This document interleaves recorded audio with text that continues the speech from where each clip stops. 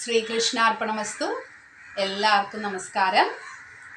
അനന്യാശ്ചിന്തയന്തോ മാം യേ ജനാ പര്യുപാസത്തെ തേഷാം നിത്യാഭിയുക്താനാം യോഗക്ഷേമം വഹാമ്യഹം. ഭഗവാൻ എന്താണ് പറയുന്നത്? എല്ലാ ചിന്തകളും മാറ്റിവെച്ചുകൊണ്ട് പൂർണ്ണമായ മനസ്സ് എന്നിലേക്ക് അർപ്പിക്കുകയാണെങ്കിൽ നമ്മുടെ യോഗവും ക്ഷേമവും ഭഗവാൻ നോക്കിക്കൊള്ളുമെന്ന്. എത്ര ഉറപ്പാണ് ഭഗവാൻ നമുക്ക് തരുന്നത് അല്ലേ? പാവമല്ലേ നമ്മുടെ ശരീരത്തിനും വിശ്രമം വേണമല്ലേ?